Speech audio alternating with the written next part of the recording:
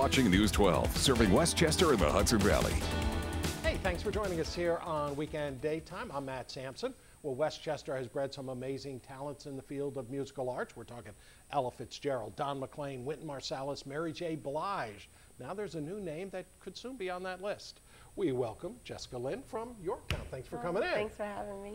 Now, what's going to put you on the list? Do you play the tuba? What's your feel? No tuba, but I'm a singer-songwriter, and I sing and I play guitar, piano, and drums. Now, there's a lot of people out there who, can say they're starting and struggling in this field, but you're kind of at a breakthrough point right now. You have an event coming up where it's going to be shot for television. Yes. I've been doing this a long time. I started playing professionally when I was 14, but recently I kind of went back to my roots, and I've always loved country music, and I grew up listening to it. So I started writing all new country pop stuff in the last year and a half or so, and now we're shooting a television special at the winery in St. George. Yeah, the winery. The winery. We'll talk more, but it's an old church right on Route 6. Yes, it's a beautiful old church that's been renovated. There. Yes, beautiful. Okay. Perfect for a television special. Okay. And then that night we're also recording my debut album live from the winery. Okay, now tell me, who were some of your influences going back? Because if you're country and you're a singer-songwriter, who's in there? I really love every type of music. I can't say, country is my favorite, but I grew up listening to the Beach Boys, Neil Diamond, Barry Manilow, really the greatest songwriters to me, in the world. And then I just, rock influences. I love classic rock, and I really, there's a little piece of everything in my music, just because I do listen to everything. Okay, we're actually going to listen to some right now. For my friends and tell them now we're going out on the town. I'm gonna go find a new boyfriend just so that I can parade around. I'm gonna find the shortest skirt and the highest heel boots and make it known to everybody that I'm out on the loose because I'm over you. Yeah. All right, okay. Is there any Shania Twain influence in your background? Yes, Shania Twain is my idol. The minute I got my hands on one of her CDs, it was like just done. That's it. What I loved. Shania has a nice voice, but I think your voice is a little stronger than her. Has a little more range, but you like it's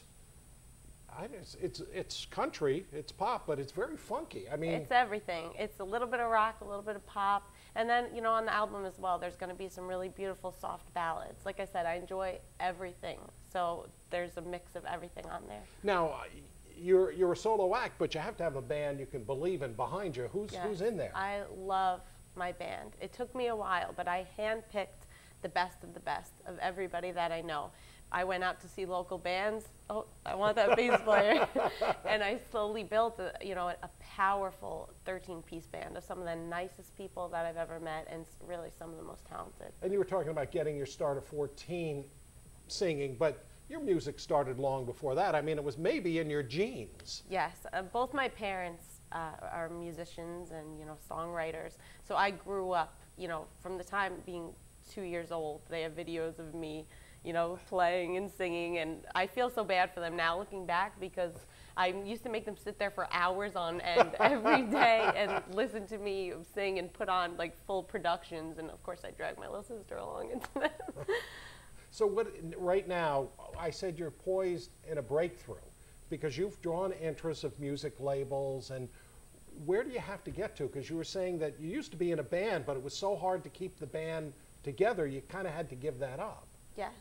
I loved being in a band. Just the camaraderie that you have with a group of people like that, it's different than being a solo artist. But as I was getting older and kind of being more realistic with myself, I realized if I really, really want to do this, I have to just give it everything I got and really only rely on myself at this point and really go back to the music that I love, because a band is good for that rock and pop stuff, but when you're playing country, you need the fiddles, you need that big production. I just couldn't get it doing that. Now, at the winery, when they're on Route 6 right there, is that considered Lake Mayapack? I'm trying to think exactly where that area is. I believe it's Mohegan Lake. Mohegan Lake, that's what I'm saying. No, I said Mayapack. Forgive me. Now, if we're talking about that, when you set up in there, how big a band do you have space for? Because they're recording you live. Yes, they are. It's, you know, it's a decent sized stage. It's not, you know, Madison Square Garden size, but it really is just beautiful. It's really the scenery, because when you're shooting a television special, you need to have that beautiful scenery behind you. Yeah. And you know, there's 13 of us, and we have platforms, you know, so people are kind of stacked, and it's 13's really quite a few. Yeah, it's really a nice setup. It took us a while to figure out how to maneuver everybody. Okay, there it is. It's the Winery at St. George right there in Yorktown Heights, right on Route 6. Well, actually, we're going to move down the road, like we said, to Mohegan Lake, and it'll be there. And you can be part of the action, because if you're in the crowd, you know, there you could be in the TV special. Yeah. Just a hint there. And we want to thank Jessica for coming in. Thanks very much. you so much. And we'll leave you with a little music in the background. Jessica Lynn. I'm gonna find the shortest